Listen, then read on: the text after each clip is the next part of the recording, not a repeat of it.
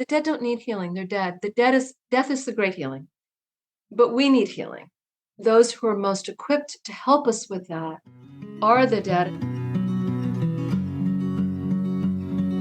Hi, friends. Welcome to the Medicine Stories podcast, where we are remembering what it is to be human upon the earth. I'm Amber Magnolia Hill. This is episode 107. Today, I'm sharing my interview with Perdita Finn. I must say, this is absolutely one of my favorite interviews I've ever done for this podcast, and I'm so excited to put it out there and introduce others to Perdita's heart and work. Perdita Finn is the co-founder with her husband Clark Strand of the Feral Fellowship The Way of the Rose, which inspired her book, The Way of the Rose, The Radical Path of the Divine Feminine Hidden in the Rosary. They are currently at work on their next book together, Circles Not Lines, Spiritual Community Beyond Patriarchy. To find out more about her devotion to ecology, not theology, visit wayoftherose.org. In addition to extensive study with Zen masters, priests, spirit workers, and healers, she apprenticed with the psychic Susan Saxman, with whom she wrote The Reluctant Psychic. Perdita Finn now teaches popular workshops on getting to know the dead. Participants are empowered to activate the miracles in their own lives with the help of their ancestors and recover their own intuitive magic. Her book, Take Back the Magic, Conversations with the Unseen World, is an intimate journey through her recovery of these lost ways. She speaks widely on how to collaborate with those on the other side, on the urgent necessity of a new romantic animism, and on the sobriety that emerges when we claim the long story of our souls. Her next book is The Body of My Mother. She lives with her family in the moss-filled shadows of the Catskill Mountains. There are 2 bonuses over at patreon.com/medicine stories to go along with this episode. One is open to everyone, not just patrons, and that is, as you know I love to do, a giveaway of Perdita's book, Take Back the Magic, which is one of the most meaningful and impactful books I've ever read. So that will be going until January 1st. I will randomly choose a winner on January 1st. Until then, head over to the Medicine Stories Patreon and leave a comment on this post, which will be open to everyone. The second Patreon bonus that will be for patrons at the $5 and above level is a coupon code for Perdita's upcoming course, Ancestral Collaborations, Soul Seen and Heart Known by the Dead. This will happen on 4 Wednesdays in January, starting on January 10th. Together, we will explore both traditional and creative ways to summon the dead, honor their presence, receive their messages and guidance, and nurture beneficial relationships of healing and empowerment. The coupon code is for just about half off. That is there at patreon.com/medicine stories. Perdita also has other ongoing courses coming up in 2024. All right, we're going to get into it. I have very personal and emotional connection to this work, this book, this woman and her family, but that is all thoroughly discussed in the interview, and it's a long one. We just kept talking, and I did not expect it to end up where it did, but I just hope that you love this interview as much as I did, and that this work touches you as much as it has me and some friends of mine, and connects you back into relationship with those who have gone before you, those who we so easily dismiss in this culture as, well, they're just gone. You know, this flat, non-animistic, overly rational scientism worshiping, if I can't see it, it's not real culture, disconnects us from one of the most ancient ways of being that there is for humans, which is to be in relationship with the dead. So without further ado, here is my interview with Perdita Finn. Okay, Perdita, hello. I'm already emotional from the 3 minutes we just spent talking before we recorded. I knew this was going to be a heart open space to be with you. And I want to start the same way I started when I interviewed your daughter 2 podcasts ago, episode 105, which is just expressing my gushing admiration for your family and such gratitude for the books you, your husband, and your daughter, Sophie Strand, have written. And just, when you see someone in the world, as I've seen Sophie, and you're like, wow, I admire this person. Who are their parents? And they're like, oh, their parents are, they have actually written these incredible books and do all this work in the world. I'm going to be a blubbering mess this whole interview. But thank you. Thank you so much for everything that you've brought into my life. Well, I have to say, I said this to you before we began, but I need to say it publicly. We wouldn't be here without you. At a moment when the world felt really helpless and we felt like we'd come to the end of the road of so much of the Western medical possibilities, you appeared. And you appeared to help us all as a family reroute back in the earth, which is where we've always felt safest. And so you've offered to our daughter real healing and grounded wisdom. And, that's meant the space for us to do the writing we've done. So, none of these things are separate from each other, and none of us are separate from each other. Yes, as your recent book, Take Back the Magic, Conversations with the Unseen World, really so beautifully, thoroughly explores. So I started reading this book a few days before my father died. This was 2 weeks ago. And oh God, it was, so I actually didn't know what it was about. I'm curious if your publishers did not want the words "the dead" in the title, or if you didn't have those words in there at first, or Okay. that's really what it's about, Do you want to know the backstory? Yes. The original subtitle was Getting to Know the Dead. Yeah. And for me, the dead aren't scary. The dead are the dirt. Yeah. And the dirt isn't scary, and the dirt isn't dirty. It's fertile and alive, and it's the womb of the earth. And so I'm not scared of the dead. But my publisher was I get it. I like the title. I like the subtitle they gave me very much. And it's a wonderful subtitle. And so I'm grateful for that. But yes. And they even took out a lot of my use of the word the dead in the book. Mm-hmm. I use rather than ancestors, because I'm not just talking about biological relatives or human connections.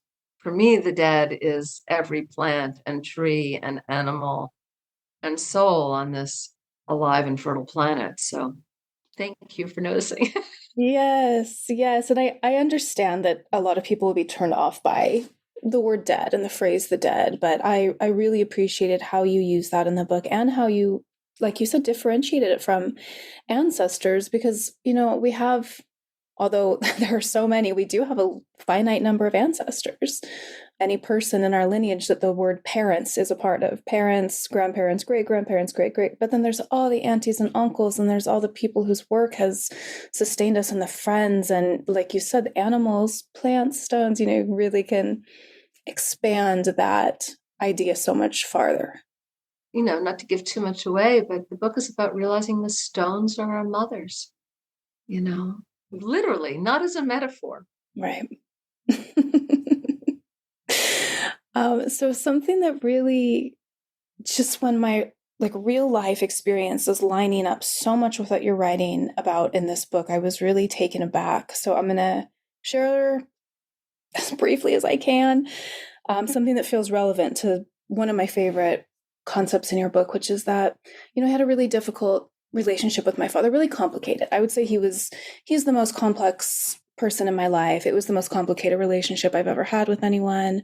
He was an alcoholic, but he was also extremely loving and beautiful and ancestral story keeper of his lineage. And I knew both of his parents and 3 of his grandparents when I was a child. So I just feel very in resonance with that whole lineage and with him. I'm just a lot like him. I look like him, etc.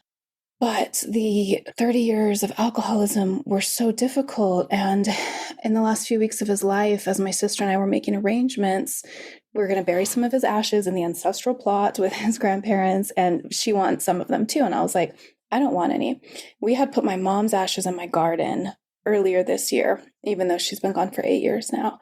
But I was like, no, like my mom's ashes, they feel like a blessing. But dad's ashes, no, I don't want those in my garden, in my space where I'm going to be growing plants and herbs and food. And I remember driving home the day before he died, really feeling very convicted about that. Like, no, that man's ashes nowhere near my garden. And then he passed the next morning. And within like 24 hours, I was like, oh, I totally want his ashes in my garden. Like he was so much more than those difficulties.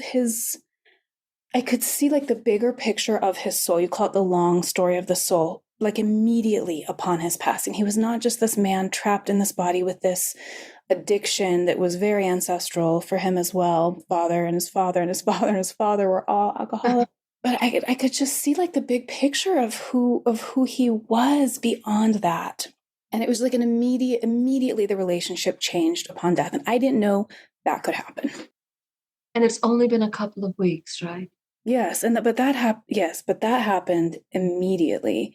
And the last couple weeks, I'm almost in like an ecstatic state of communion with him. Well, he's been released too. Oh yeah. Sometimes people want to know what we need to do for the dead. And I always say, well, nothing. They're dead. The hard work is living. Uh-huh. And being dead is pretty easy. And it's such a release, right? And suddenly all of that junk falls away.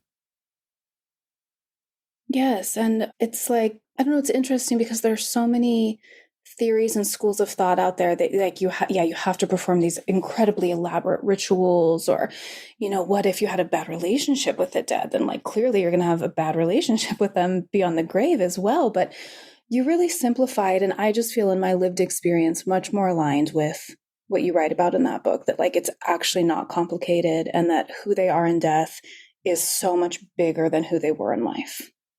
One of the things I write about in my book is where this fear of the dead comes from and how this sense of keeping us busy with, protective rituals in our relationship to them is a way of actually creating distance for us from the dead and a kind of burdensome responsibility. Like I have to heal all of my ancestors, the Right. 10 million alcoholics I've got on my father's side of the family, Yeah. which I do, I have to heal them all.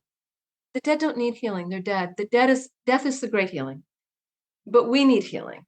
Those who are most equipped to help us with that are the dead. And I'm sort of interested in the ways that religious authorities and institutional authorities have kept people from what used to be very straightforward relationships. Yeah, well, allow me to quote you. I wrote something down here that I think I was so touched by this. Okay. In everyday life, we fear being mocked behind our backs when we share our supernatural encounters. The dead and the living who have acknowledged them were silenced so that all of nature could be managed and controlled. You are imagining that. That was a coincidence. You are out of your mind. Organized religions have all privileged voices from on high over the legions of messages from below. Silencing of the dead is the same thing as the silencing of the trees, the plants, the stones, the earth, so that we can manipulate it. It's like when they perform experiments on animals, the first thing they do is rip out their vocal cords, you know, because we don't want to hear what the dead have to say to us. All this and the plans. The good news is they're dying to talk to us. The dead are dying to talk to us. Yes, yes. And when you say, it's the same as silencing the earth, like we mean this literally, that the dead are the earth. The earth is made up of the dead. This is not a metaphor. Nope. Thank you for yeah. I often tell people wherever you are, I don't care if you're in a city, I don't care if you're in a condo complex, go out and scrape up some dirt in your hand and just hold that dirt in your fingers. Just, the dirt near the parking lot, if it is. I don't care where it is. It doesn't have to be fancy dirt. You're holding right there, wherever you are, the bodies of the dead. dead weeds, dead trees, dead insects, dead beings, the excrement that comes from the dead bodies that were eaten by other animals, the pulverized stone that comes from the bodies of sea creatures 350 million years ago. We literally stand atop the bodies of the dead. We grow from the bodies of the dead. I've called it elemental interbeing before on this podcast, the constant recycling of elements between bodies. You know, it's like as many times as I hear that, you know, every bite we eat has death in it. And this is true for vegans too. Exactly. Plants are living, and so many animals are killed in these huge monocultures of the common plants that most modern vegetarians and vegans eat. That concept just really like deeply embedded into my cells reading your book. And every meal I've eaten since then, I'm so aware that I am taking in the bodies of dead beings in order to live. Who also remember that we've all been each other's mothers. You know, you're talking about that experience of knowing you were a mother, even as a small child, and always identifying with the mother. Mm-hmm. But that's the knowledge of the plants, of the animals. And in the Jataka tales in Buddhism, there are all these stories of the Buddha sacrificing himself as an animal, incarnate as an animal to feed people who are hungry, as a rabbit or a deer, you know. But I think for our ancient ancestors, that was a ubiquitous experience. They called themselves the salmon people or the bear people or the reindeer people because they knew that their grandmother died and was reborn as the deer who was going to feed them, or reborn as the salmon who was going to feed them, or the bear. And so when you take that Christian saying we hear, you know, take, eat, this is my body, that Jesus says, he's not making some singular pronouncement about his Godhead. He's just saying what the entire earth is saying. Take, eat, this is my body. Because the earth remembers we're each other's mothers. I'm happy to feed you. Take, eat, this is my body. Right? And that's what the plants will say to us. If we know that when we're sitting down to eat, and we're sitting down to eat a banquet of our mothers who have given their bodies for us. Mm-hmm. And that we will someday, hopefully, give our bodies back in that way. I'm assuming, well, I know from the book actually that you are aware of issues in modern American burial. I'm fascinated by them. And yeah. in fact, you know, I would love more than anything. I remember when St. Francis was dying, he begged his monks to take him out naked and lay him on the ground. Mm-hmm. Of course, he wanted to feed the animals he loved. Mm-hmm. And if you asked me what I wanted, take me out in the woods. And it's a party, right? Yeah. Have a party. I let, you know, the vultures and the coyotes and the mice and the beetles come and eat my children. I mean, that would be I once had a deer die in my backyard. I love that story. And 3 days later, every bone of her was gone. Every hair of her was gone. I've seen that too. I used to walk in this wild place, but it was right next to a freeway. And I was always the only person there. And there was a fresh deer carcass one day, you know, it was on the side of the road. I could tell it had just been hit. And 2 or 3 days later, the only thing left was the spinal column. Wow. There's this beautiful book. I was thinking of it. I got it off my bookshelf. I was like, I wonder if Perdita knows about this book. I think it's called Life Everlasting. By Bernd. Yes, I've read it many times. It's one of my favorite books. Of course. I love it. You know what I love? That book begins with this mouse dying, right? Like the tragedy of the mouse death. And then these beetles come and they go, oh my gosh, we found a mouse. And the beetles get up and do their little dance on top of the mouse, like, be down. Mm-hmm. Right. Yeah, they dance and fuck. And then they lay their eggs inside the mouse carcass, who will eat and come out. I mean, womb and tomb are one. Womb and tomb are one. And it's endless, this recycling, this elemental interbeing, molecular recycling between life forms. And modern Burial practices, my God. Didn't you, so it was in your book that if you wanted to do the simple pine box, you had to wrap the body in plastic first? It was the worst. My father had said he wanted just to be, my father was who hated all religion and didn't understand that there were options other than hating all religion. Mhm. But he just wanted to be put in a pine box in the ground. He loved the earth. And he was a doctor. He understood decay and decomposition and death.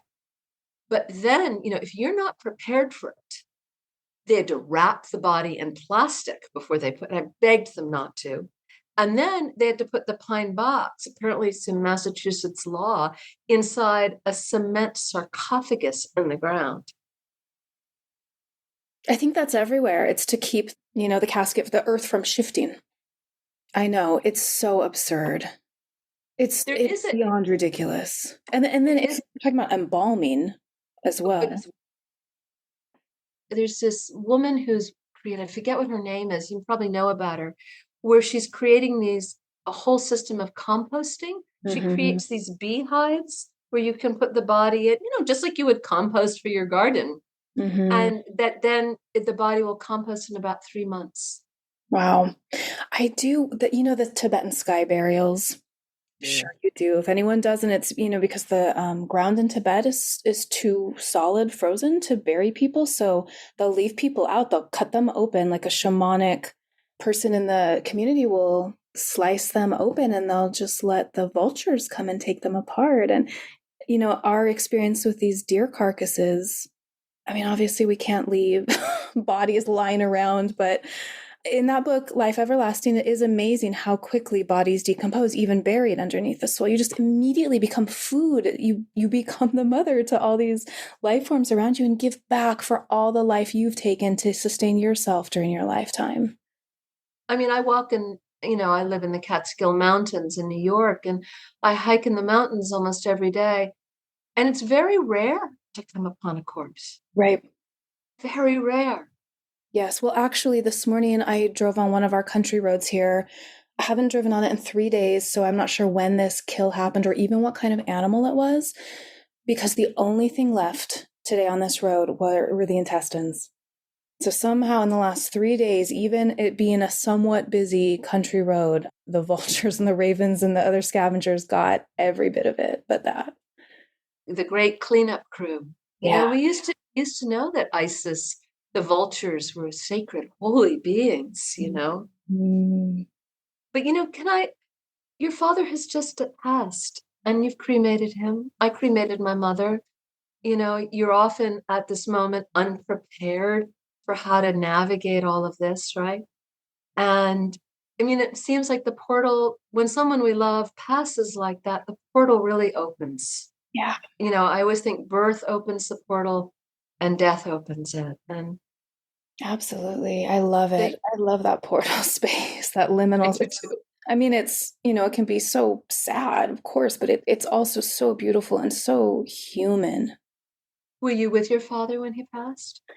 So my sister and I had been with him for 4 days. He lives about 6 hours away from, we live in different places, but about 6 hours away each. And we knew he was getting close. It was cancer and it was not pretty. And on the Sunday morning, November 5th, we were like, yeah, we're going to go home today. I had talked to the Airbnb lady and I was like, maybe we could stay one more night. And she's like, yeah, let me know. But we were like, no, he's got like a week or two left, and the hospice nurse and the man who ran his home were like, yeah, I think you're right. Like a week or two. And we're like, well, we'd love to be there. So let us know.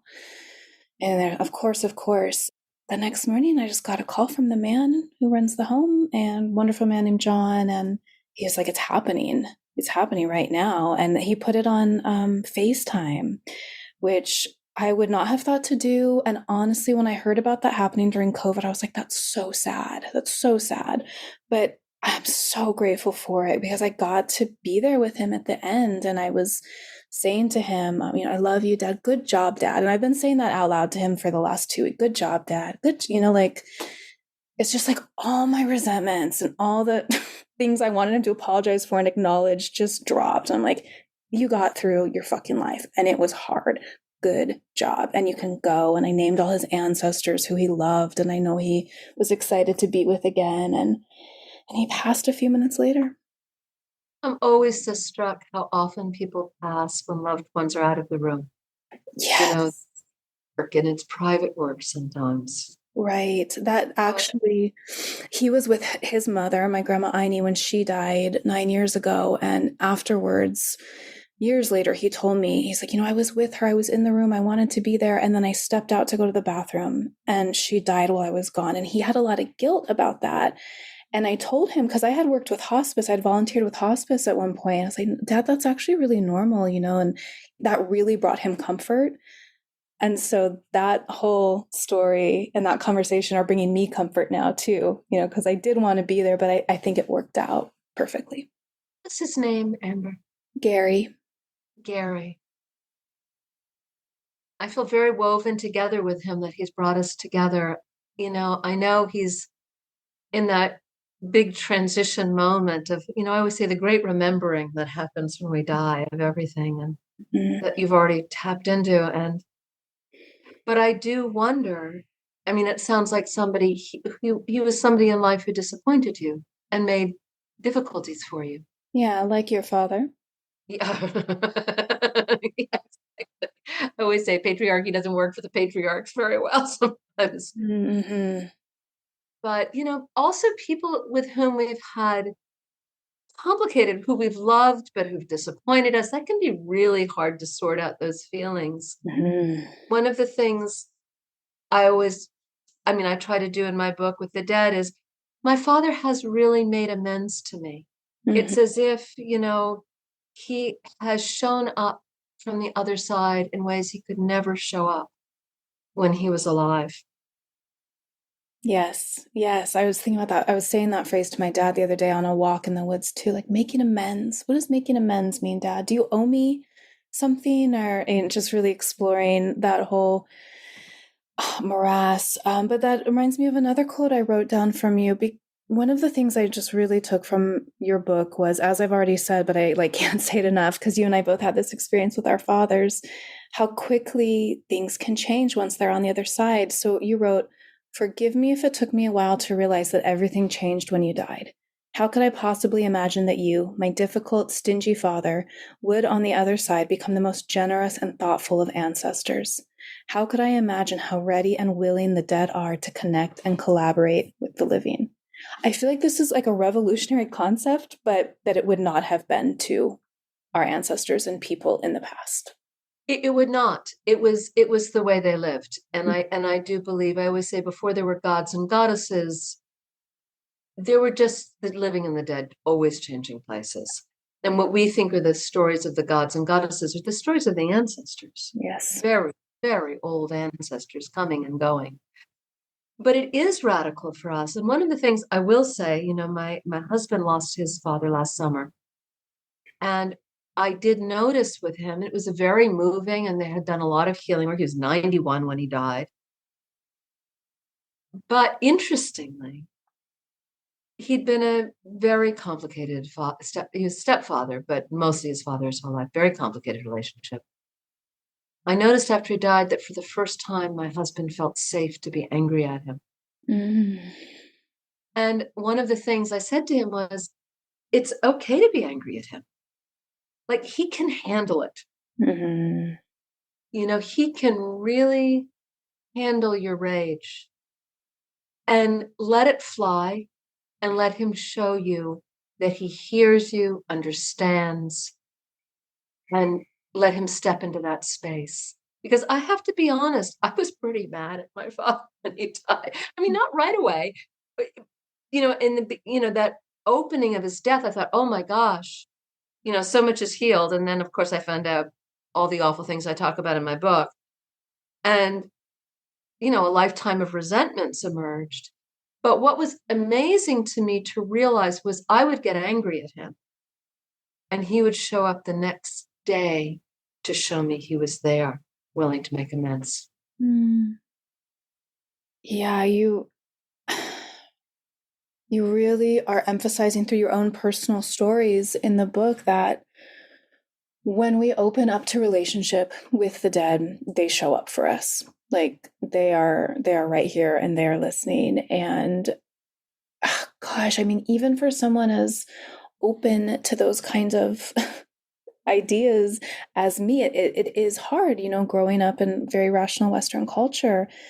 And I love, and you actually write that at some point, like, the hardest thing for the people I work with around this is to get them to trust their own experiences and trust their own intuition. And yes. People are always coming to me saying, I know this sounds crazy, but. Yeah. And then they share some extraordinarily beautiful story of connection and intimacy with the other side. And I just want to create a culture where we're sharing those stories all the time. I want to grow up. I want to be reborn into a family that's filled with those stories. Yeah. Because I think children remember their past lives. They are in communion with the dead frequently. And rather than becoming shut down as we are in Western culture, I think in the world that we're headed into, we're going to need to hit the ground running with this. We're going to need the guidance and the help of everyone we've got on the other side. Right. And yeah, I can just think about how amazing it would be to grow up in a culture like that, where your dreams, your synchronicities, your supernatural psychic experiences are just normalized. Like, I have a great story. I had this woman who was taking one of my classes with me. It was my birthday. This was my birthday present from the other side this year. And so we're talking about, these matters, right? And she has a little daughter, a 3-year-old little daughter. And normally, she gets her set up with paints and books when we're having a Zoom class together. And this day, her daughter kept interrupting during the Zoom class. And she said, I have done a painting for little Gam Gam. And her mother said, who's little Gam Gam? And Gam Gam is the word we use for grandmother in my family. mm-hmm. Little girl didn't know that. Calling me little Gam Gam because my picture was little on the computer screen. And this 3-year-old little girl holds up a painting of the solar system, but it's got suns and comets and the rings of Saturn and moons around Jupiter. And I'm a mom. I know little kids, and I've spent a lot of time with little kids. And I said, wow, that's an accomplished piece of art. Did she copy it out of a book? And her mother said, no, she just draws from her head. Mm-hmm. Well, that's amazing. Does she like outer space? And her mother said she wanted to be a comet for Halloween. Oh. Well, that's precious words.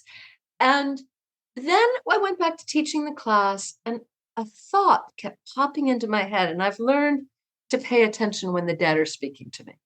I mean, we're all psychic. We just have to learn to pay attention when they're trying to get our attention. And I remembered a book I'd read when I was in 4th grade about a woman astronomer. I think it's the only book about an astronomer I've ever read. And it was about it was some, empower young girls book I'd read about this woman astronomer.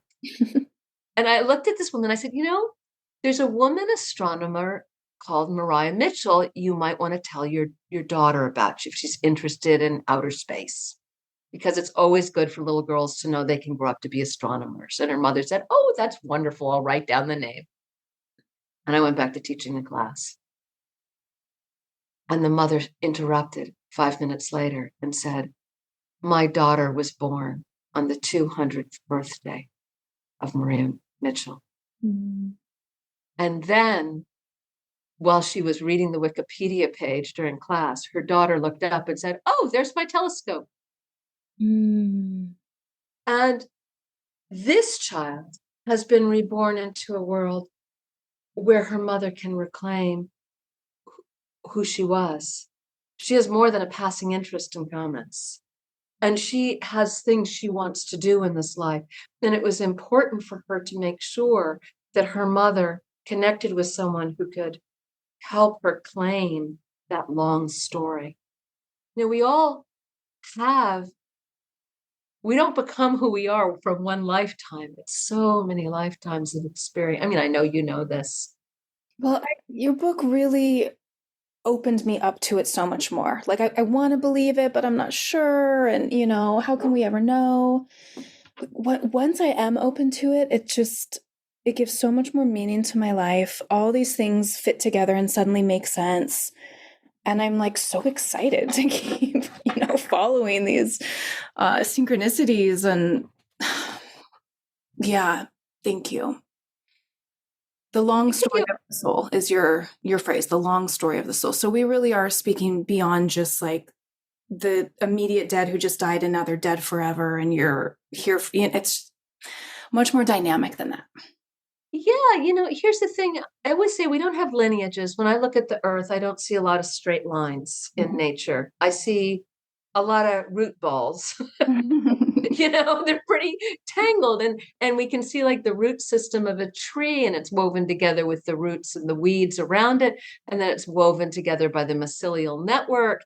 And those complex entanglements is what our souls are. Sometimes as a child, I loved to do embroidery. And I've always was fascinated how, on one side you would see nothing but a jumble of threads and knots and frayed cutoffs, but then you turn it over and you'd see the big picture. And I think sometimes that the soul is like a thread, and the dead get to see that picture from the other side. And they get to see how it's all woven together and how we're all woven together, how we're all connected, that there are no coincidences. They're just extraordinary entanglements.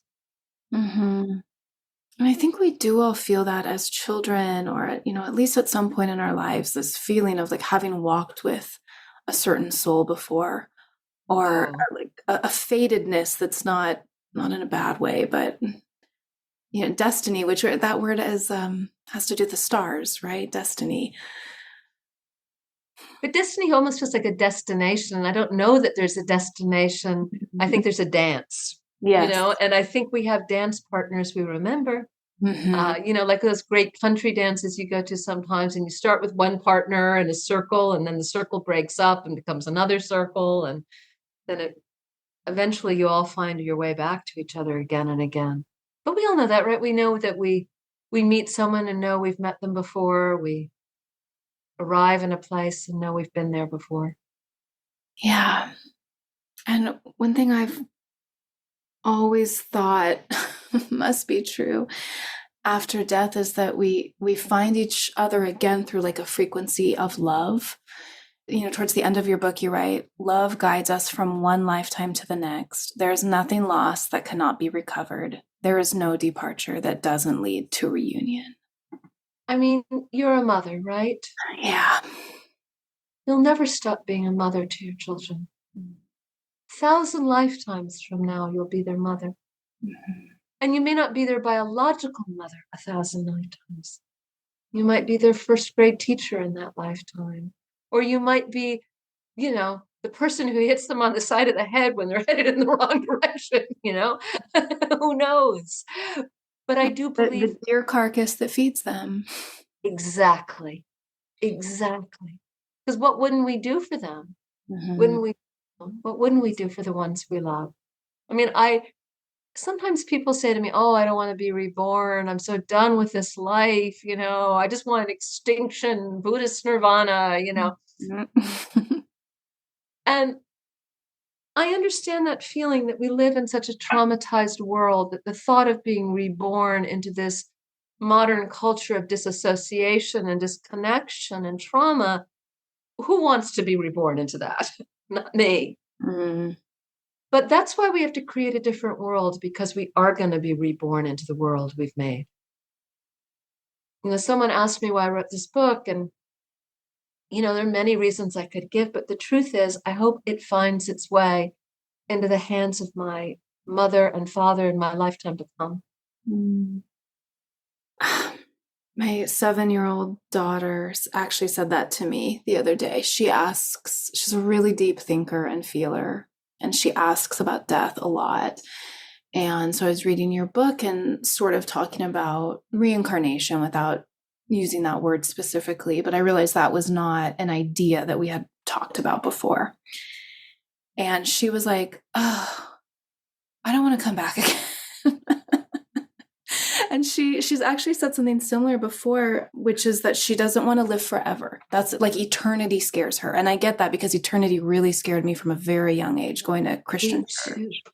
Yes. And and you write in your book, well, I'll let you speak to the difference Well, between the two. the thought of being on a conveyor belt that's going to dump you into heaven in one bin or hell in the other bin, that seems horrible. And Mm-hmm. then to be in either Forever. place forever, right?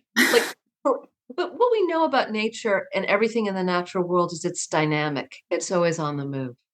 Everything's always changing. I read this beautiful book about the long story. I recommend if you love Life Everlasting. It's called Otherlands by Thomas Hal. Do you It's know on about the it? shelf. I think Sophie maybe put a story up about it. I think I got it from Sophie, but I heard you mention it on the For the Wild podcast recently. It's a great book, but it's also about, nature's not nostalgic. It's always making something new. It's like, Mm-hmm. I don't want to be awake forever. I love going to sleep. I love dreaming.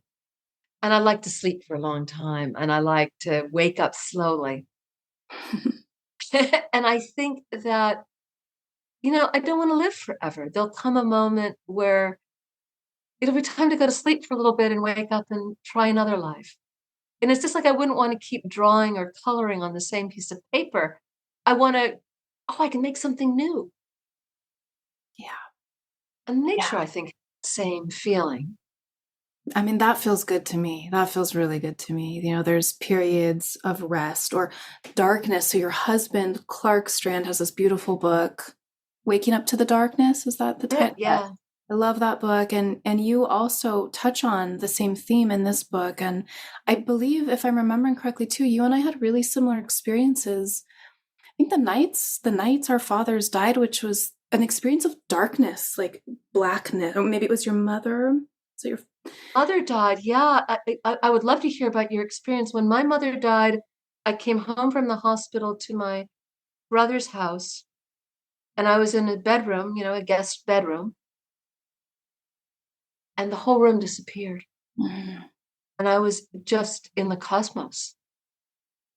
I mean, that's the only way I can describe it. Mhm. You Yeah, know, for me, I was just here in my bed and I mean, it was black in my room, but I felt the darkness, like the universal darkness.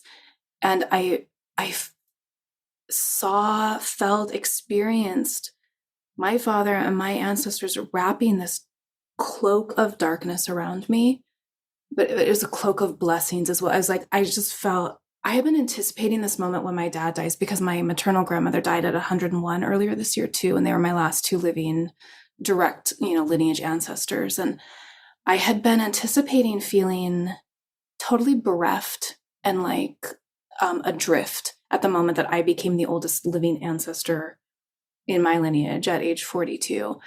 But it just felt like the exact opposite. They wrapped me in a cloak of blessings and it was total darkness. when you think about when we're in our mother's wombs, it's dark.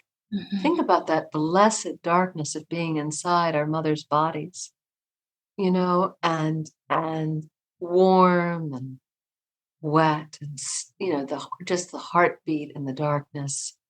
I mean, you're right, we're wrapped in it at night. And I became frightened of the dark as a child. And, as a modern American person, living in cities and as a woman, you become frightened of the dark and what's in the dark. But what we're frightened of in the dark is not the dead, it's the living. Mm-hmm. Mm-hmm.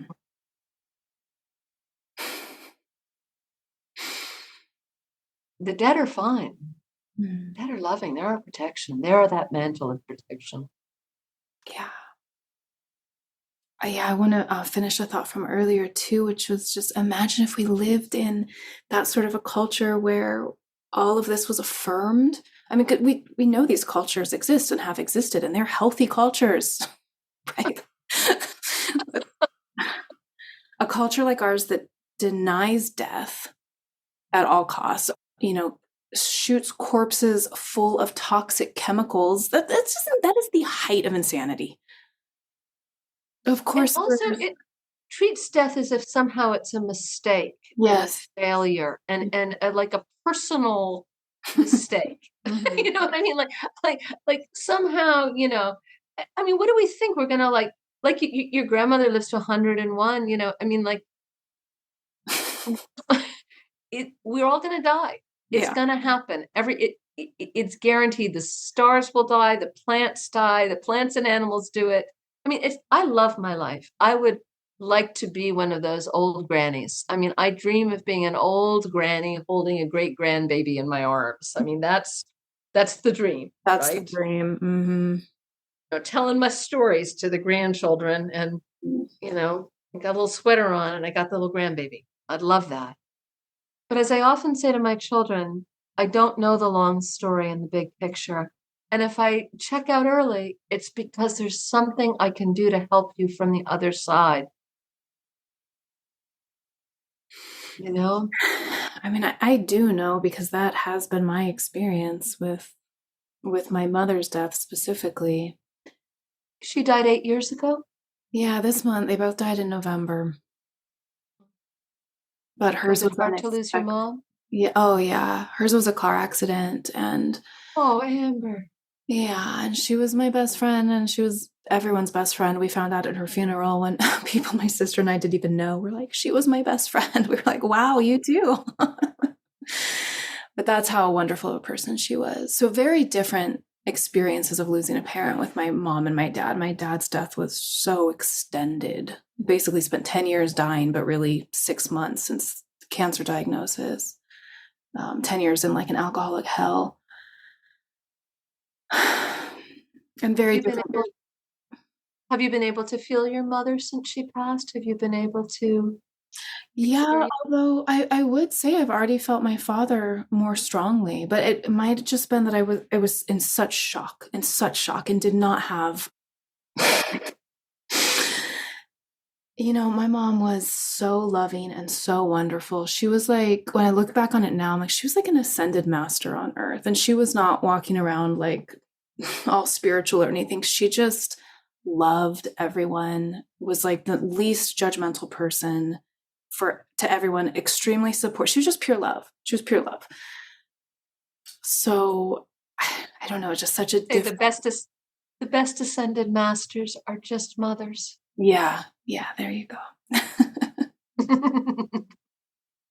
But since reading your book, I've been talking to her a lot more. I love this thing. You talk specifically about you can ask your ancestors for specific things, and you can go to a specific ancestor who maybe struggled with the same thing or maybe mastered the same thing.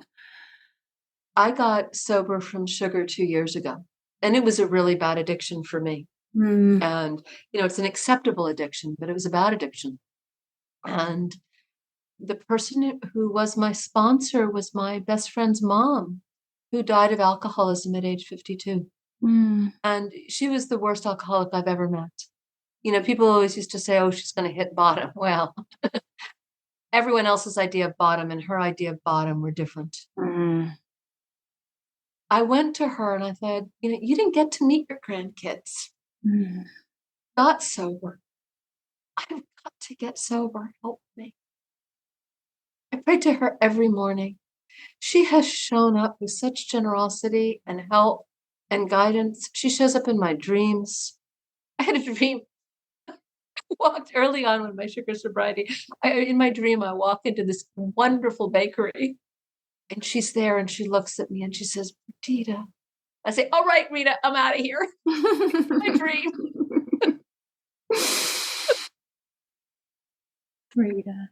And so, yeah, I think, so someone like your father who struggled with alcoholism, we learned people who've experienced defeat in life often have great wisdom on the other side. Mm, Failure is a great teacher. yes. Yes, and it's interesting that they use that word because for the last many years of his life, I just felt like he failed. He was a failure. He failed at this life. I don't know. I just don't. That feeling just dropped like the minute he died. Absolutely. I pray about my daughter's love life, and I pray to my grandfather, the wrongly named Valentine, because he had 3 marriages. They were all a disaster. you know, he couldn't find love. And Mm, I figure all of his failure has taught him something about the importance of love and right. how to do it right. Yes, I love that you're praying for your daughter's love life. What else is there to pray for? I know. No, I know. My 17-year-old has this boyfriend who I adore, but every time he gets mentioned, my friends and women my age are like, "Do you like him?" And I'm like, "I love him." And everyone's like, "Oh, thank God." To hit your daughters would be so hard. Oh, it would. It would. But, I pray about, this is great. This is mother magic, right? You want to pray for your children to have erotic joy in grandchildren. Um, Mm-hmm. I mean, that's the prayer of every plant, every bird, every animal. Let the world continue. And if we're not, when we align our prayers, I mean, I have teams of the dead on my children's love life and on their happiness with work and their homes. And Yeah. I begin my day fretting as a mother, worried. Yeah. Uh, this one's car, that one's mold problem in their house, or whatever's coming up. And I assign it to the dead. Mm-hmm. My daughter had a problem with her house, and my husband this morning was remembering an uncle. I've only met him a couple of times, but he was one of those old Arkansas guys who could do anything. Mm-hmm. And I said, let's put Jimmy on getting the right person in to fix it. Mm-hmm. Honest. So I love playing with the dead. In some ways, I play with the dead like a child playing with a dollhouse again. You know what I mean? Like I get them all together and I give everybody jobs, and I have my altar is almost like my dollhouse with all their pictures. And Mm-hmm. I want to say something about that, but first, I kind of want to finish up answering your question about do I feel my mom? So I feel like I felt her like I did in life. I feel her love and support all the time, all the time. Once I got through the first few days of shock after she died, I was in the most expanded, expansive state of gratitude. I was like floating around, just with constant tears in my eyes of like, I can't believe I was born to that woman. I thank you to all the mothers of the universe throughout all time. And that state, has remained. I mean, for my mother on the other side, she's so close to me, it's hard to even see her because there's almost no distance, right? She's Yes. so available to me. A psychic friend of mine, she's very good at knowing the moment people are going to pass. That's which she learned when her own mother was dying. Mm. And she can see the dead showing up to welcome souls home. Mm. And one of the ways she knows that people are about to die is when their mothers begin to show up and hold their bodies again. Mm. And I think one of the things I've realized is there's a moment when I'm going to see my mother take me in her arms again. And that's the moment I'm going to die. And so it will be a sorrow to say goodbye to this life and the people I love and this incarnational experience. But oh, to be held in my mother's arms again. I was thinking about that just a couple nights ago. I think it was a guided meditation, and she was like, just find an image of absolute peace for you. And I was like, I'm in my mother's arms. And it was so, so wonderful to be there. I want to tell a story too that's just related to all this, and how interconnected we all are. And part of my father's drinking was that he was so sensitive. And he had these experiences throughout his life that he was a man born in 1950. He was not supposed to have those kind of experiences. Of course, he never talked about them. Like your quote I read earlier, we don't share these experiences. But one thing he did share, because he was so close to three of his grandparents. One grandfather died when he was a baby, but in the mid 80s, his grandfather was dying. We were in Lake Tahoe, where I grew up. His grandfather was in Wasco, California, down in the Central Valley. Like he knew it was soon, and he said he was pacing around the house and pacing around the house, feeling a lot of emotions, right, about this happening to his grandfather who he loved. And then he walked in the house into his bedroom and sat on the bed, and he said he just felt this whoosh, just something breathed through him and let go. And he noted the clock, because my dad was always noting the clock. Like, he swears that my sister was born 2 minutes before her birth certificate says.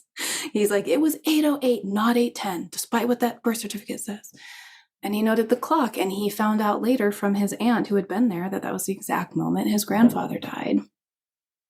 You know, I mean, I know you know this because you're so in communication with the natural world, but we think we've gotten so good at communication, right, with our phones and Zoom and instantaneous, connection with around the world, which is wonderful. It's a lot of fun.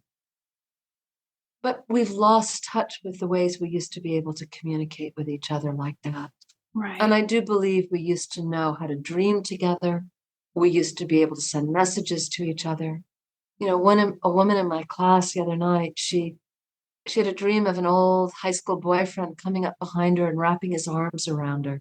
And she said it was just delicious. And she woke up and she thought, oh my God, what's that about? I haven't thought about him in years. And she thought, I need to Google. And he had died 2 days earlier. Oh, wow. Wow. And he had come to visit her. Yes. Actually, was it when, okay, so when my dad's mother's sister died, actually the one who had told him what time his grandfather had died, she died. And then my grandmother, her sister, got a phone call the next day from a friend saying, did Jenny pass last night? And she said, yeah, who told you? And she said, Jenny came to me in a dream and said, like, I'm here now. She came to me in a dream from heaven and said, I'm here now. And I mean, these aren't like super dramatic, crazy coincidence, stories. These are just very simple communications between people who love each other across the veil or whatever you'd like to call it. I'd say the dead aren't, sometimes people want proof the dead are real.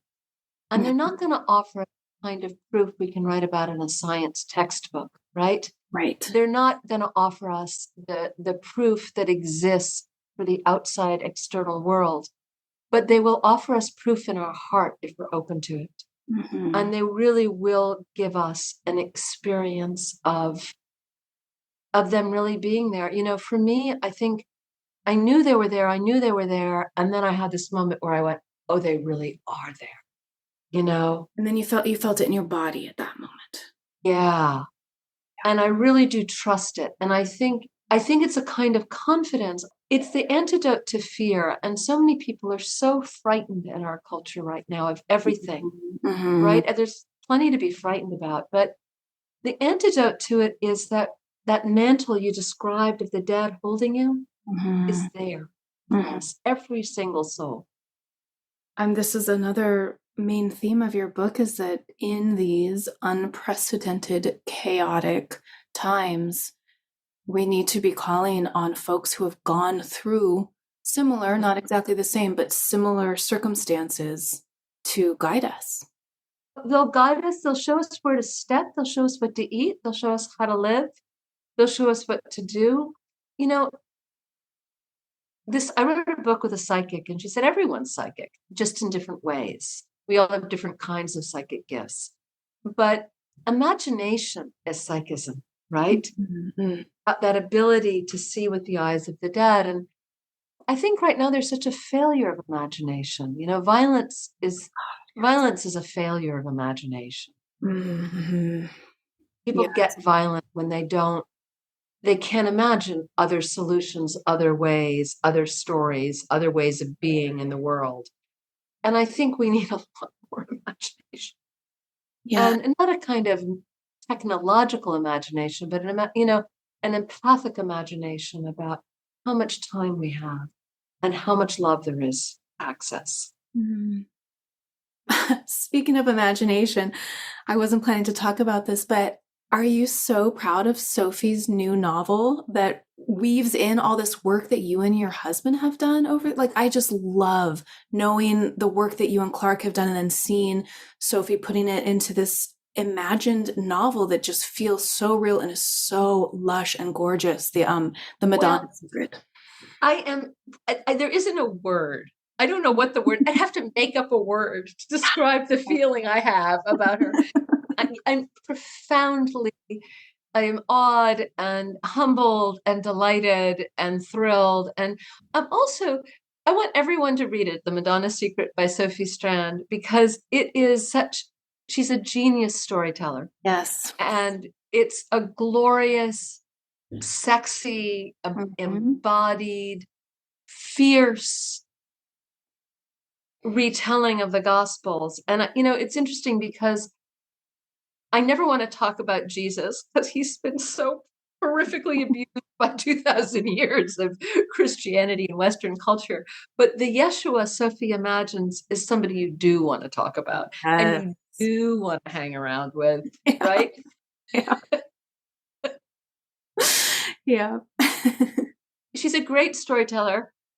I love work. We all work together. We write together. We read our writing to each other every single day. Mhm. One of the delights for me about that book was, Sophie's always been a writer. That she came in writing. She was a storyteller from the get-go. And I was writing down her poems when she was 2 years old. And so, and each of my children has different gifts and different talents. And my other son is a permaculture farmer. So he works really right up from the feet up. But it's amazing to watch. I mean, you have children, to watch them become who they've always been. You hold a baby when that baby's born, and you're looking at them and oh, you're already somebody. You have so many multitudes within you, so many stories within you. And it's wonderful to watch them blossom. Mm-hmm. One of my favorite poems comes from a Japanese poet and teacher. His name was Soen Nakagawa. And he said, all beings are blossoms, blossoming in a blossoming universe. Mm-hmm. And so I guess if I had a word, I love seeing my children blossom. Yeah. It gives me great joy. Yeah, I was telling you before we started recording, but then you referenced it earlier, so now I'll explain what you were referencing. That I've always, and you said the same for you, identified with mothers, even when I was a very young girl. Like, I think about when I lived in South Lake Tahoe in 1991 and JC Dugard was kidnapped, and she was my age and she went to my school, and I just so clearly, I did not think like, that could have been me. Oh my God. I only thought about her mom, Terry, and what her mom would have been going through. So that's just kind of a silly example of that. But I just want to, when I'm reading The Madonna Secret, I'm like, Perdita and Clark must just be so proud of her. Like when they read that passage where they just like, their hearts were just shiny. And then like, look what, just to see someone that you made and nurtured through the world, like be able to synthesize such giant ideas so beautifully. And the imagination, I want to bring the imagination piece back into it because I feel like it just flowed through her effortlessly. Maybe I'm wrong, but she works really hard. I'm sure. I think the other thing, two things I want to say to what you said. One is she'd written 3 novels before she graduated from high school. Oh. So she is a compulsive writer, and she reads 2 or 3 books a day. So she works so hard at it. And when she was writing The Madonna Secret, she was getting up at 4:00 in the morning to write for 3 hours. It's a lot of words. It's a long book. It's a long book and it's a lot of work, and she cut 400 words from it. So, hard work, but and she rewrote it about 4 times. Wow. So it was, I think she made herself available to spirit as she wrote it. Right. That's what I mean by effortless. Like she was really tapped into something. That when you read it. But I want to go back to you and being a mother, because I think if there's a message in Sophie's book and my husband's book about the darkness and my book, it's that all of this finally brings us not to wanting to be enlightened or an ascended master or to get it or have some kundalini opening.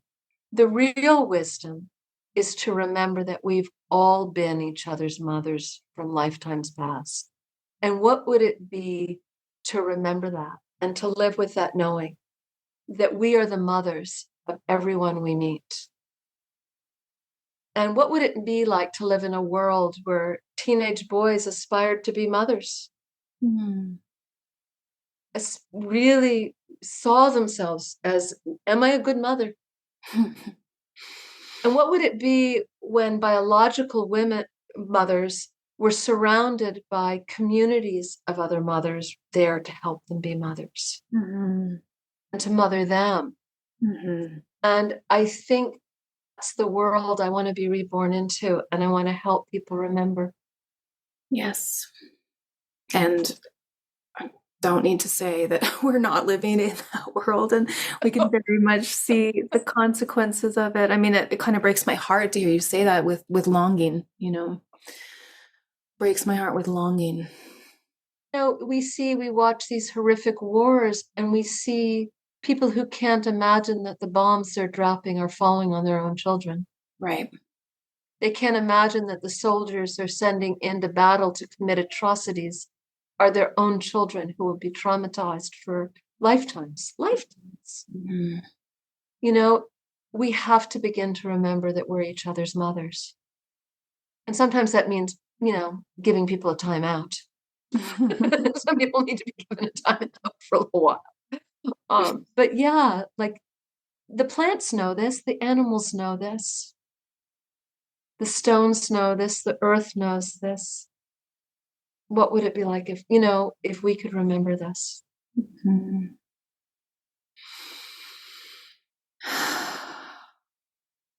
So many, I don't know, so many thoughts, so much longing. I feel like the modern condition is one of longing for that kind of world, right?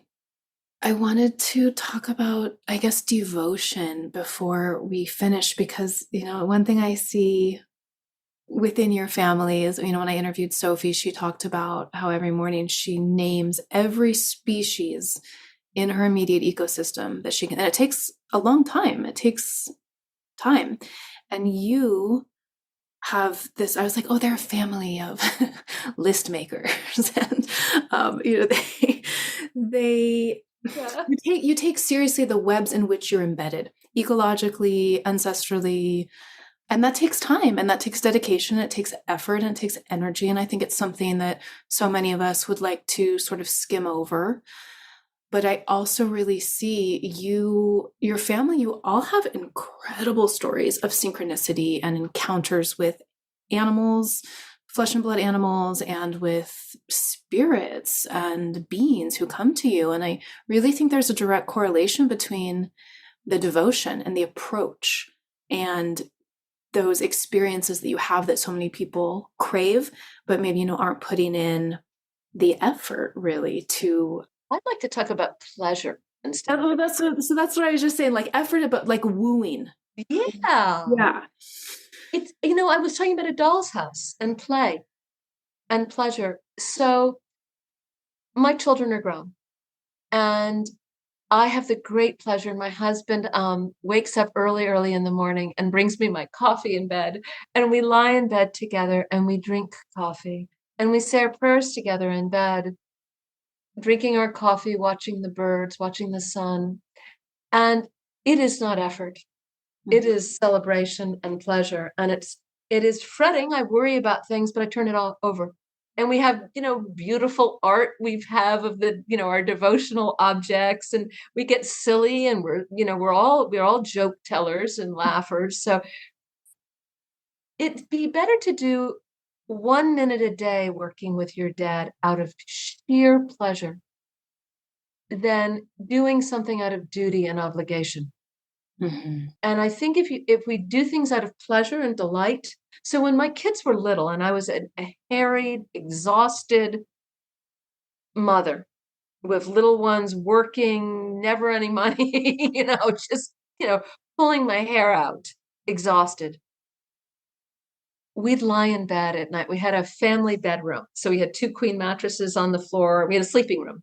Mm-hmm. And it was something a friend of mine who's a Maori from New Zealand had done. And I just loved this idea to create a sleeping room. And so we'd all go cuddle, and that means 6 cats, a dog, children. And we'd turn out the lights and tell stories. Then the kids would pull on my hair, and I would start saying prayers, and they would start saying prayers, and we'd all fall asleep saying, thank you, help us with this. Thank you for this. Help us with that. Thank you for this. Help us with that. And I think devotion comes from that pleasure place of community, holding, delight, turning over our worries and problems, and intimacy. So what I often tell people who want to begin to work with the other side is better to do something for a minute, 30 seconds a day that gives you absolute delight. And you'll enjoy it so much that you'll start to do it for 2 minutes, and then you'll be doing it for an hour at some point because you love it. And it comes out of play and love. And the dead love us. And they're very funny. And they're very playful. And they're tricksters. And so we can have a lot of fun. I'm willing to look at all the horrors and miseries of the world because I'm having so much fun with the other side. Thank you for the reminders, Perdita, of what I feel like is, very human, very necessary, very necessary. Yes, necessary is the word I'm going for. Reminders of these necessary relationships that we can cultivate with the dead. It's so, we're just so myopic when we're not taking them into account. If I can't get a human being on the phone and I'm trying to call someone and get a human being, I call in my father's secretary, Ruth. Ruth, get me a human being. You ran a whole office with 20 doctors. You can answer the phone. Get someone there to answer the phone. Someone will always instantly pick up. And so Ruth and I share a laugh. Yeah. And it's also, we can also have fun. Like before we come to meet, I always go to my altar and I do two things. One, I always give my mother, who did drink much too much in life, and it was problematic, but I always give her the good bourbon before I begin to teach. Mm-hmm. Spirits used to be for calling in the spirits. And I think a lot of times people drink too much because they want to figure out how to manage the liminal and they don't know how. They haven't been given resources for it. Like I always, my family jokes like, don't ever give me any hallucinogenic mushrooms or anything because my life is hallucinogenic. You're already there. And it is true that we can, but so I always give my mother a little bourbon to call her in. And also I spray her favorite perfume and I just smell her. Mm-hmm. And for my dad, I don't know, he and I just swear to each other. That's our love language. It's interesting because just for years I've been like, I would never put alcohol on my dad's altar. Like, alcohol ruin. And just a night or two ago, I was like, I'm gonna buy him some whiskey. He was begging for it the last months of his life. The last full sentence he said to us 2 days before he died was, "Get me booze, please." And so it's time now that there's not a body that can be further wrecked. We need to pray to these ancestors to help us sober up from civilization. Mm-hmm. Yes, I think you use that phrase in your book. Do you sober up from civilization? Yes. The next book I'm working on is all about that. It's about how do we sober up? Catastrophe. Right. I mean, the alcoholics and the drug addicts, the canaries in the coal mine, but we're all addicted to something. Sugar or shopping or scrolling or control. There's a lot of canaries in the coal mine these days. Yeah.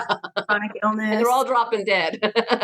Yeah. I could talk to you forever. I'm like, we should probably end, but I just don't want to. Well, I'm just wishing we could put on a cup of tea and go sit on the couch together and yeah. I want to go. I've never been to New York. I'll visit Sophie and me. I would absolutely love to. Love that. Yeah, okay. I do think we've completed everything. My sister's coming tomorrow. I can't wait to give her this book.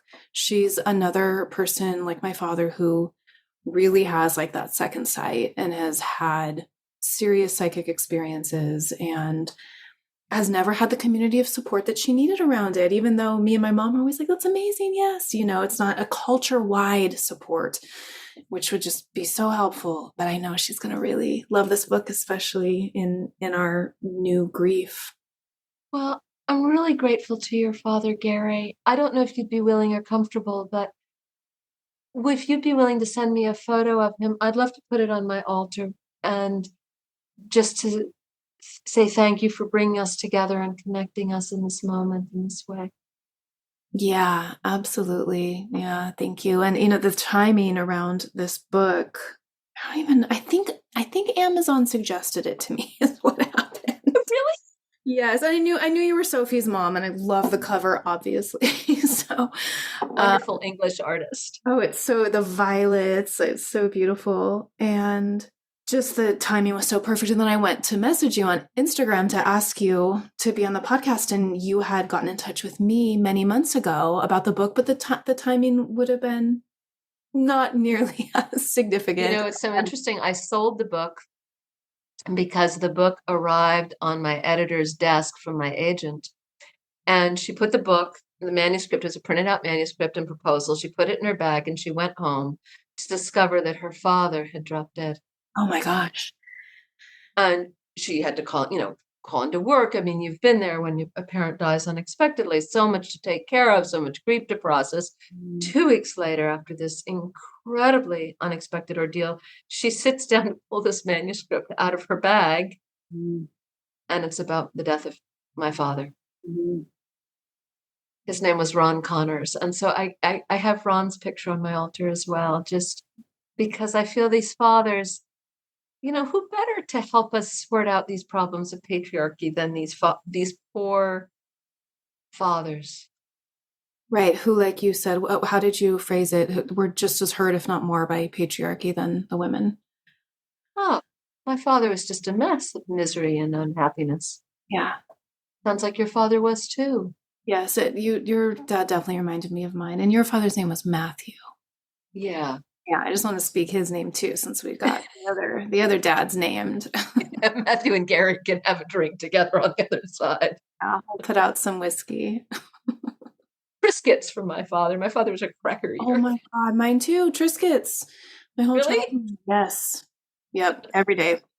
It's so funny. I know.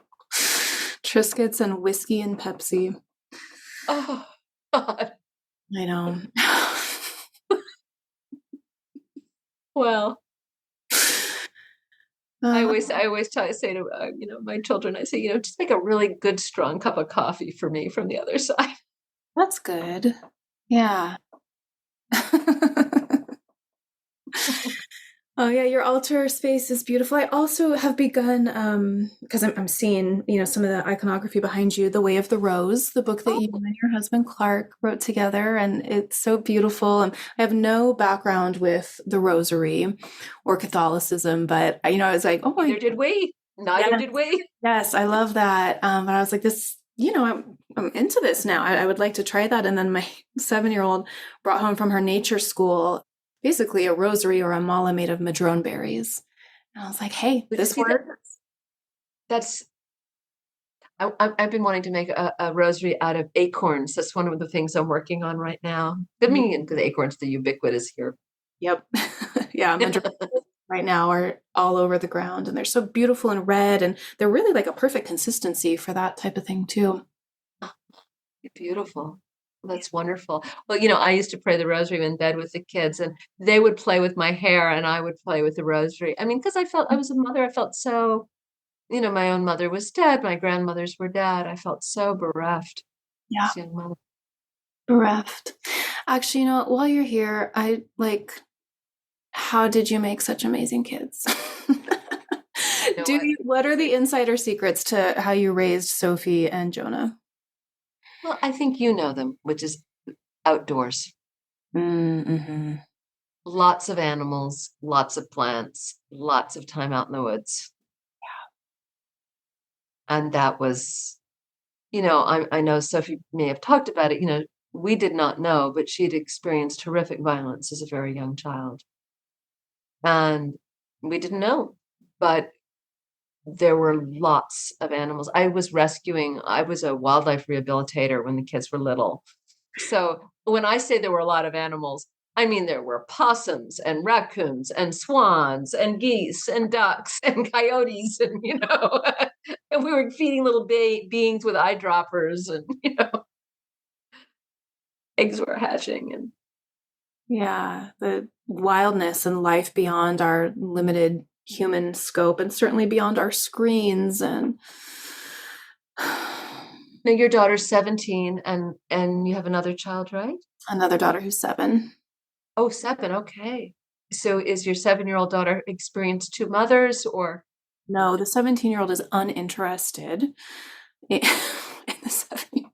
Not complete. I mean, she's nice. She's never been mean to her, but it is interesting how we were talking earlier about how we came in feeling very maternal. And my mom told me my sister was born when I was 2. She was like, you were a little mommy from day one.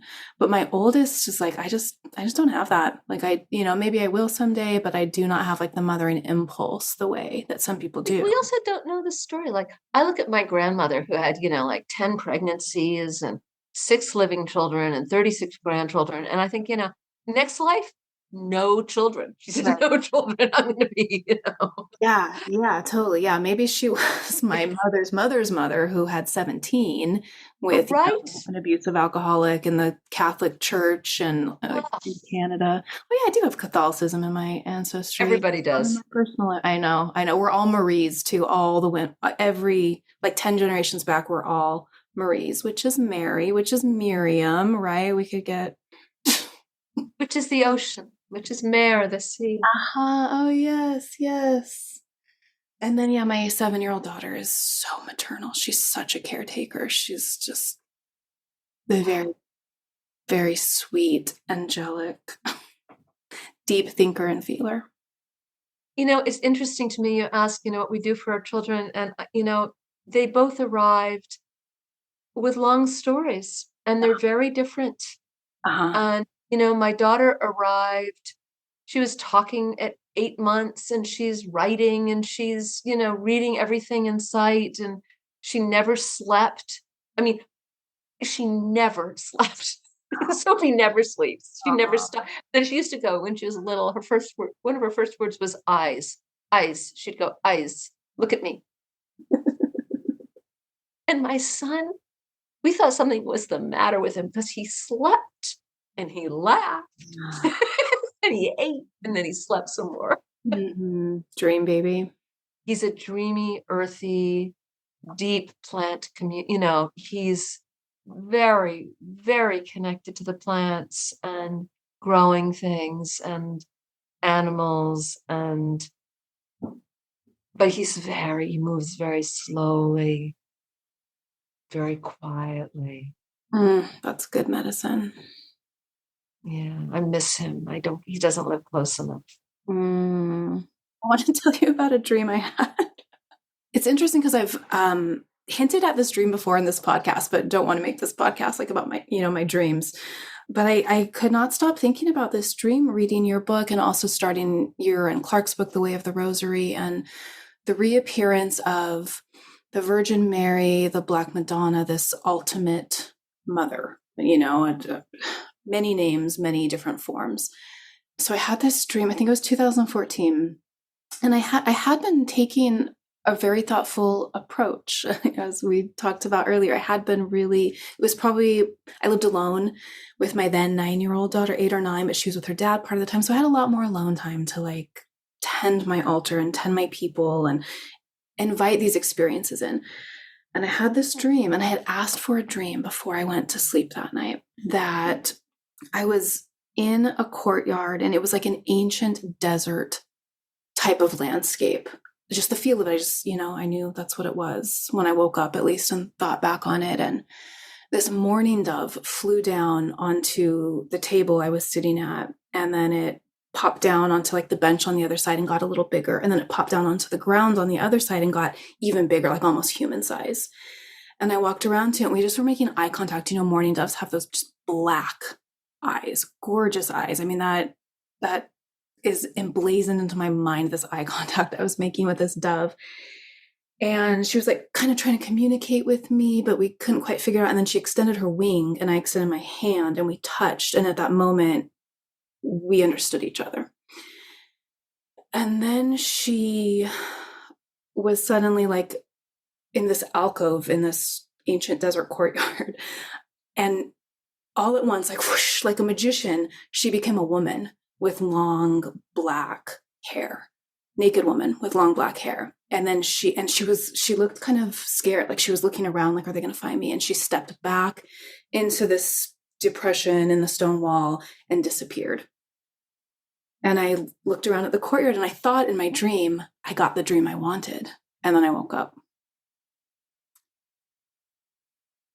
So reading your book about the Madonna, I've always, it was like some sort of ancient desert goddess or mother, it seems to me. And the dove, right, is very symbolic of many of the goddesses, women, ancestors from that time. And I just wanted to share it with you because it feels related to your work around that. Well, I mean, the thing I'm struck by so much in your dream, so much. And mostly I'm having chills through my whole body as you're talking about this. But Isis was always shown with wings, Mm-hmm. the great mother goddess, right? And same with, Inanna.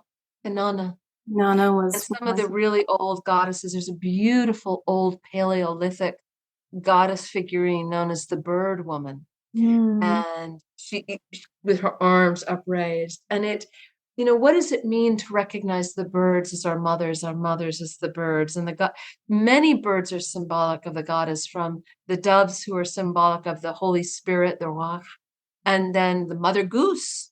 Mother goose is, I said Sophie had a mother goose who was one of the best mothers of my children. And the bird mother, the bird mothers, we have been birds who come to wrap their wings around us. If you see some of the pictures of medieval Madonnas, she's often like Isis, holding out the mantle of her cloak like wings. mm, All of the people are gathered under her cloak, like chicks under a mother's, if you ever see those pictures of owls with their mm, wings wrapped around their babies. And it's such a comforting thought to have bird mothers again. mm, But yeah, I mean, I'm also struck that you're that kind of mother. That dark black hair is, you're mm, one of those mothers in the world. mm. People often ask me how I know she's real, and I say because I meet her every day. I meet her in the trees, in the stones, and in the faces of mothers I meet all over the world. Mhm. Beautiful dream. Yeah, thank you. It's by far the most significant dream I've ever had. Or, that feeling you wake up and you're like, oh, that was a communication. It feels very old, right? Yes. Yeah. And just totally unlike any other dream I've ever had as well. I like how it was extremely coherent. But, we're in the same place the entire time. There was like a sequence of events that what kind of made sense. Yeah, just very different quality.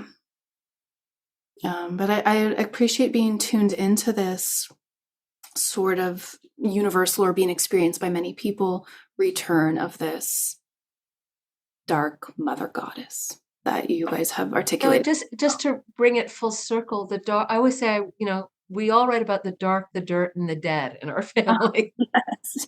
They're all kind of the same, right? That we like that really fertile, dirty, earthy. I want to go populate another planet. I want to. Right. This Go underground. planet. This planet is our body. Yeah. Yeah. The dark, the dirt, and the dead. That's The perfect. dark, the dirt, and the dead. That's what we write about. Yeah. Okay, Perdita, thank you so much. I'm honored to have spoken with you. I'm so grateful for your book, and I'm just a big admirer of you and the life and the family that you've created. Well, it's very similar, Amber, and we'd love to travel to visit you. Sophie doesn't travel very well, and with her health issues, which we're exploring always, Yes, and I stay pretty close to support her. I bet. I'll come to you. Um, you have a home on the East Coast whenever you'd like it, if you and your daughter want to come. Thank you. I've never been on the East Coast at all, actually. Really, Yes. we live in very beautiful, very magical mountains. I know. Do you know Judith Berger? The name is really familiar. She's an herbalist who lives somewhere in the Catskills as I think well. Sophie knows her very well. She's an older woman, right? Yeah, she's my favorite herb book. She was a guest on the podcast years ago, Herbal Yes, Ritual. she's a friend of Sophie's and she's come to all of her book events. Yes. She's an incredible writer, Uh-huh. like you guys. Thank you for taking these medicine stories in. I hope they inspire you to keep walking the mythic path of your own unfolding self. I love sharing information and always put any relevant links in the show notes, which you can find by just scrolling down from wherever you pushed play on this episode.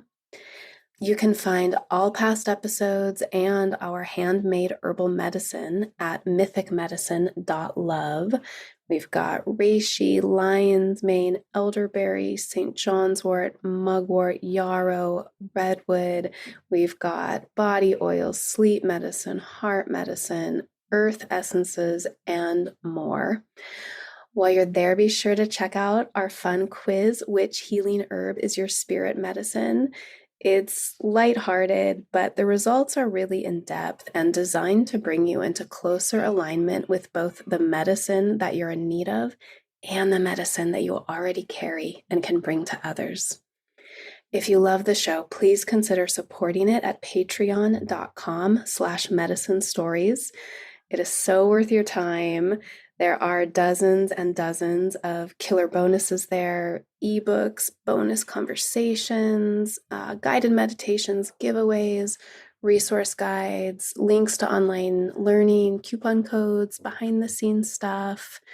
And the best of it is available at the $5 a month level, and it literally makes the show possible. You can also subscribe or follow, depending on which podcast app you prefer. The music that opens the show is by Marie Sue from her beautiful song Wild Eyes. That's MarieeSiou. Thank you, my beautiful friend Marie, and thank you for listening. I look forward to next time.